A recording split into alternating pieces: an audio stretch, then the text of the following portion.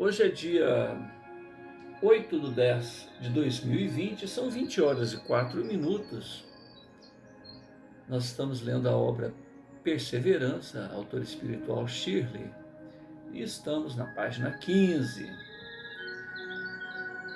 Dentre os vadios prendidos durante o incêndio e os saques, um deles chamava atenção por não se incomodar com o brutal tratamento recebido juntamente com os demais detidos.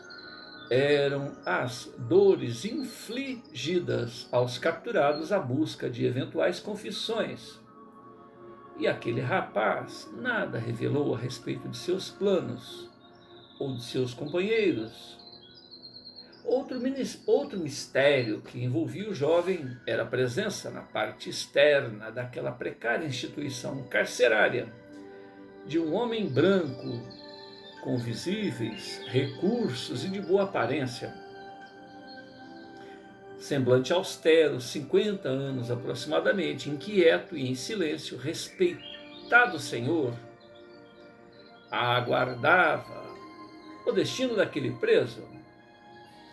Quando policiais e funcionários da Força de Segurança da região, integrada por brancos e pardos, passavam por ele e prestavam reverências em sinal de respeito. Momentos após, o senhor Manuel Mansol chega numa carruagem e estaciona em frente à casa de detenção, recebendo em seu veículo de tração animal o referido senhor, que já o aguardava. Em seguida, os dois partem para outro lugarejo em diligências para obterem mais informações. Na casa do senhor Manuel Mansol estava o Giuseppe, abatido e confuso.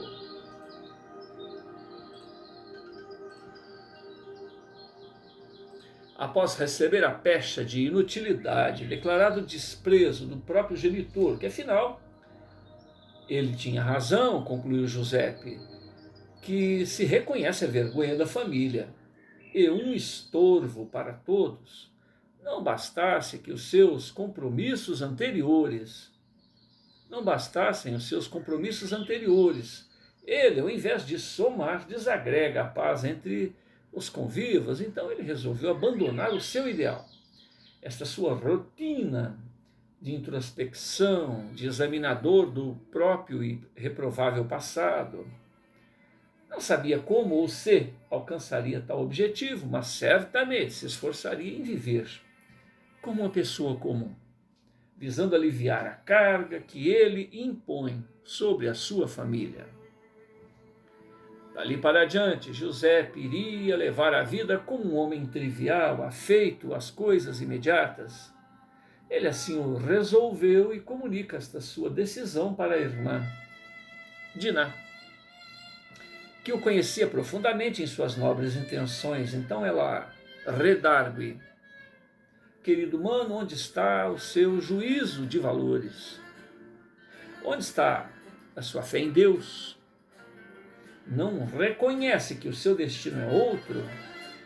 Não percebe que as pessoas, de modo geral, já precisam e precisarão muito mais de você?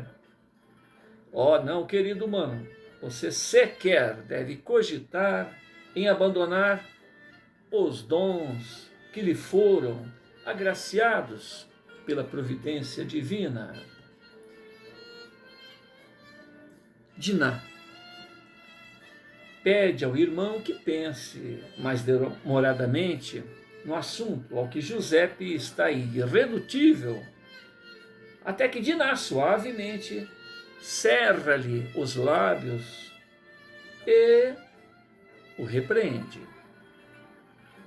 Cala-te, não fale mais nada, peça perdão a Deus, esqueça tudo o que você disse, nem pense mais nisso. Ela olha para o céu e conclui: arrependa-se antes que o Pai Eterno resolva te punir. Giuseppe abaixa a cabeça e se rende diante dos seguros argumentos de Dinah, que o abraça e é retribuída. Assim eles permanecem entre lágrimas, até que um clima de dever cumprido e paz legítima os alcançam. Ambos sabem da importância da presença de indivíduos com dons semelhantes ao de Giuseppe aqui neste chão da terra. Pessoas conscientes, operantes, determinadas, tendo em vista que a época de perturbação e de desespero em que estamos mergulhados, entretanto, tal empreitada exige o servir com renúncia, perseverança, tendo em vista que as ingratidões e as incompreensões não irão faltar. Os filhos do século, irmãos de jornada carnal, em sua grande maioria, observam a rotina da vida com extremada superficialidade. Giuseppe Aloi: é verdade tudo que você me disse. Mana, desculpe o desgaste que lhe causei. Estou muito grato por me despertar. Alegres, os jovens elucubram a respeito da missão de Giuseppe, que repentinamente desfalece, desta vez com fenômenos inovadores, o que causa maior preocupação a Dinah. A princípio, Giuseppe bate com o crânio no assoalho de madeira. Até então, acostumada com o fenômeno, lhe ampara a cabeça, se utilizando de um travesseiro para que não se fira durante as contrações musculares involuntárias. Giuseppe também perde a respiração e o batimento cardíaco, adquirindo um aspecto cadavérico, ao que Dinah pede ajuda aos demais familiares e ninguém lhe dá atenção. Ela entendeu que os demais domésticos preferem que o Giuseppe morra durante um destes eventos, aliviando a carga de todos. Dinah continua com os cuidados com o irmão e observa que a epiderme dele se modifica da cor branca para a cor negra, o que lhe causa maior espanto, pois que isto nunca ocorrera. Até então, Dinah nunca ocorrera até então. Dinah reafirma pedido de socorro, o que é novamente ignorada. Ela receia que o Giuseppe tenha se ferido gravemente com a queda. Tenta levantá-lo, mas suas forças são insuficientes. Resta-lhe aconchegá-lo ao colo e, nesta oportunidade, o ouve falando numa língua estranha, ao que ela entendeu como irmãos em Deus, seguido da palavra paz. Diante do ocorrido, ela percebe que tudo está bem com seu irmão, que ela foi surpreendida com mais uma característica de dom que ele recebeu de Deus, do dom que ele recebeu de Deus. Ela fica em dúvida se continua aquele diálogo com o mensageiro do Eterno ou com o irmão livre das limitações do corpo físico, resolve aguardar os acontecimentos. E o tempo parece ter congelado entre Diná e seu irmão, inquieta diante do silêncio, naquele tempo que parece infinito e enigmático. Diná se arrisca perguntando: que é, amigo, que você vê? És tu de paz? Giuseppe se mantém em silêncio, no entanto, exibiu um sorriso meigo naquele rosto enegrecido e delicado. Sorriso este que ela não sabia se era do próprio irmão, ou a resposta de um ser divino a informar que estava tudo bem, ou então que era uma reação fisiológica do irmão. Então ela pede ao Giuseppe que acorde. Qualquer outra pessoa naquela situação acharia que o Giuseppe já havia morrido. Nós estamos na página 17. Devido ao seu aspecto cadavérico, mas diante do acontecido, Diná se recompõe, ato contínuo. Ela observa que Giuseppe recobra a tez rósea em seu rosto delicado e a meiguice que o caracteriza. Diná não se contém.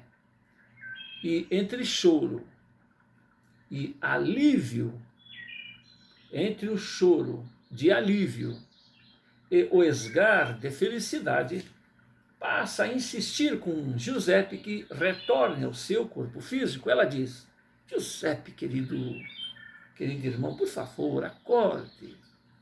E pouco a pouco, Giuseppe desperta de um profundo sono ao seu estado normal. Diante daquela experiência, Diná afirma: querido irmão, só agora consigo avaliar o quanto você tem sofrido.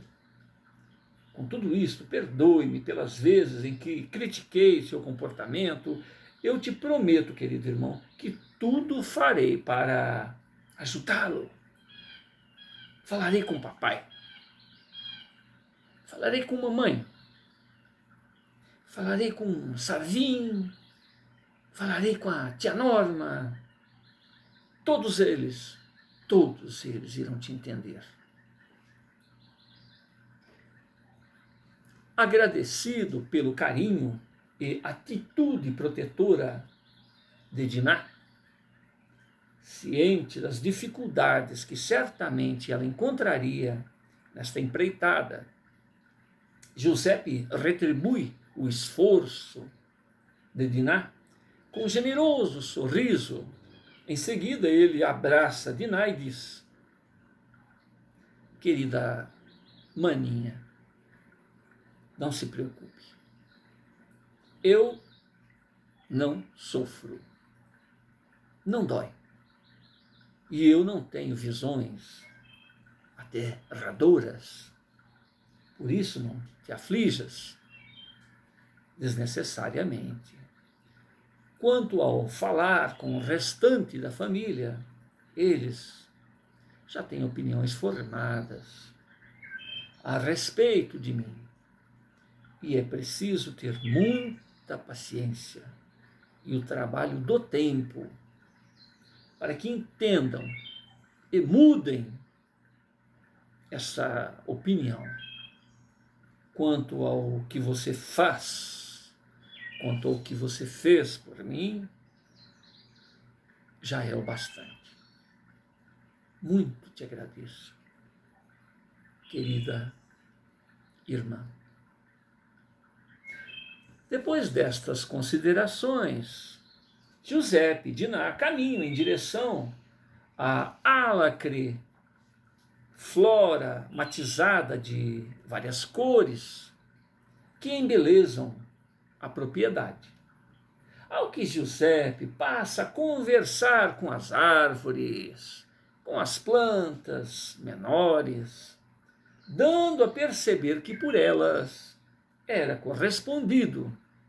Diná observa aquilo com fé, empatia e a mente aberta. Ela se esforça por entender como tudo aquilo é possível. Diná se reconhece despreparada para emitir conceitos a respeito de assunto que desconhece. Então Diná se limita a seguir o irmão sem preconceitos e o observar, a dialogar fluentemente com as viçosas plantas que guarnecem a propriedade da família. Giuseppe parecia ouvir algo delas e as respondia com naturalidade. Diná se limita a observar e pesquisar o assunto. Ela optou por se socorrer na experiência e tempo para somente depois emitir julgamentos.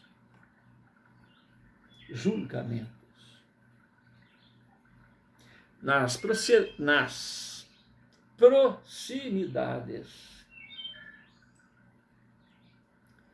havia revoltosos que se organizaram para exigir melhoras sociais, uma vez que estavam inconformados diante da escassez da maioria e da opulência de poucos latifundiários, com grandes extensões de terras improdutivas. Então, os amotinados se juntaram para invadir estas terras inoperantes. Na casa do senhor Manuel Mansol, fazendeiro e próspero latifundiário, organizaram equipes armadas para se defender de tais anarquistas. Nesta empreitada, reforçaram o armamento dos empregados, elaboraram planos de defesa e conhecimento dos meios legais para que os delituosos capturados recebessem severas sanções, visando desacorçoar eventuais pessoas que tenham as mesmas ideias. Página 18. Neste momento, Giuseppe e Diná retornam ao lar e o burburinho ali está estabelecido.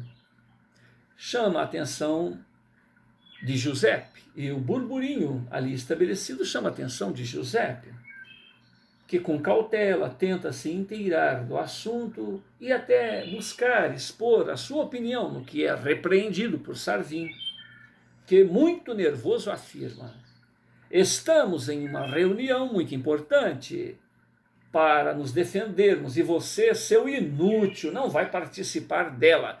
Provavelmente irá até passar nossos planos para os inimigos. Seu intruso, canalha, confesse suas reais intenções em estar aqui.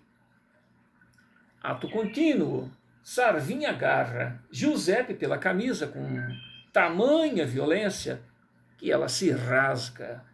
O primogênito, descontrolado, sádico, precipita-se sobre o corpo do irmão e ambos caem ao solo.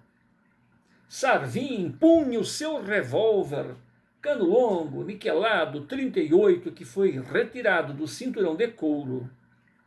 Gargalhando, o primogênito questiona: será que você, seu lunático, também quer entrar para o grupo e empunhar uma arma como esta? Giuseppe, caído ao solo, passa a ter contrações musculares involuntárias o que faz com que Sarvin se levante, abandonando o irmão ao piso. Nesta oportunidade, Diná segura o agressor pelo braço e o repreende. Acredito que o Giuseppe só tinha a intenção de ajudar a todos. Por que você fez isto? Incontrolável, Sarvin vocifera. Se você quer ajudar, tire-o daqui imediatamente, ou nem sei do que serei capaz de fazer. Diná procura levantar o irmão caído e cogita na diferença de comportamento de ambos, tão distantes em gênios e propósitos. Um dilema se estabeleceu. Ela não tinha forças físicas para socorrer Giuseppe, que se debatia ao solo. E ninguém fez menção de ajudar. Sarvin grita: se ninguém tirar esta droga daqui, nossa reunião acabou. Como ninguém se manifestou, encerraram a reunião. Diná não se intimida com a presença de todos por ali e dá atenção exclusiva ao Giuseppe. Ela percebe que Giuseppe balbucia algo, então ela coloca o ouvido próximo aos lábios do irmão e dele solicita: querido irmão, ou quem quer que seja, diga o que precisa, prometo ajudar no que puder. Da boca de Giuseppe, pausadamente saem as seguintes palavras: obrigada. Quero avisar que vocês não devem atacar os exaltados. Apenas se protejam. Haverá perda de muitas vidas de ambos os lados. Obrigada, irmã. Em Jesus, cuidado. Ditas estas palavras, o rapaz começa a voltar ao normal e somente então Diná nota que no ambiente não havia mais ninguém. A reunião foi encerrada imediatamente após a irritação de Sarvin. Felina se aproxima dos filhos, ainda acomodados ao solo, ocasião em que Diná lhe pede apoio para que Giuseppe fosse levado até o leito. Preocupada, a mãe dos adolescentes busca entender o que presenciou por ali. Ocasião em que Diná redargue: agora não, mamãe. Giuseppe necessita do repouso. Depois eu te explico. Ambas levam Giuseppe até o sofá, onde ele permanece até se melhorar. Página 19. Norma, irmã de Felina, tia dos jovens Giuseppe, Sarvin e Diná, em sua própria casa, caminha a esmo de um lado para outro. Ela fala consigo mesma a respeito do Giuseppe. Aninha, sua filha, intervém opinando: mamãe, acredito que o primo Giuseppe seja um pouco fraco da cabeça. Mas isso não o impede de falar, andar, agir e até resolver as coisas muito bem. Ao que me consta, ele tem um poder que nenhum de vocês observou. Eu até que gostaria de falar com ele. Ao ouvir estas palavras, Norma diz: não, isso não. Minha filha, peça-me qualquer coisa, mas querer conviver com aquele doido jamais. Pelo que me disse o vigário, isso pega como visgo. Se você teimar em ir lá, solicita o apoio de seu pai, que vai te trancafiar, que irá te trancafiar. Em seguida, Norma, a mãe de Anin, aponta para um ambiente fechado da casa, destinado a punir desobediências domésticas. Norma acredita que, assim agindo, esteja oferecendo o melhor para sua filha, que, diante da intimidação, não insistiu no assunto. Anin abaixa a cabeça, pede desculpas e sai definitivamente da sala. O mordomo se aproxima e lembra a senhora Norma que já está na hora do seu passeio matinal.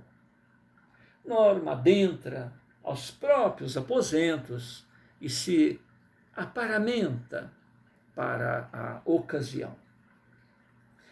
Agitadores se organizam para os próximos ataques.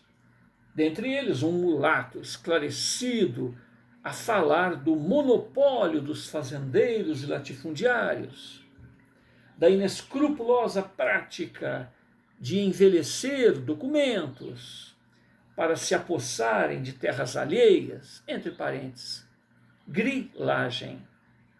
Quer seja que há herdeiros nas terras tomadas à força pelos senhores locais. Ele comenta a respeito das obrigações dos senhores para com os escravos. O palestrante se entusiasma a descrever um ideal de justiça para com os problemas iminentes em que todos estão mergulhados. O expositor fala com graça divina, palavra segura e clara. É um líder nato a despertar envolvimento, aceitação, admiração do grupo e também inveja, ódio, resistência dos companheiros que almejam a administração, o comando do grupo. Cauteloso, ele sempre expõe os riscos da empreitada, chegando até a adiar algumas reuniões, tendo em vista a precipitação da grande maioria, adiamentos. Deixa eu subir um pouquinho. Vamos voltar. O expositor fala com graça divina, palavra segura e clara. É um líder nato a despertar envolvimento, aceitação, admiração da maioria, porém a inveja, ódio e resistência de companheiros que almejam o comando do grupo.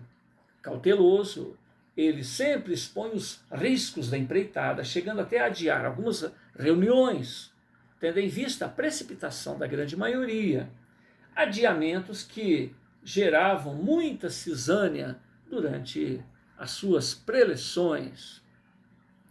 Ramon era o líder natural que procura conter os ânimos inúteis, mas ele, como todos os companheiros, visava uma ação efetiva para solucionar as injustiças e os problemas sociais próprios de sua época.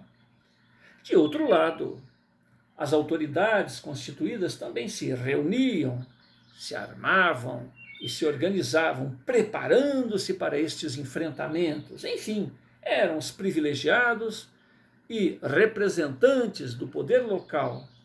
E, de outro lado, os escravos, injustiçados, desterrados, insatisfeitos em geral, idealistas e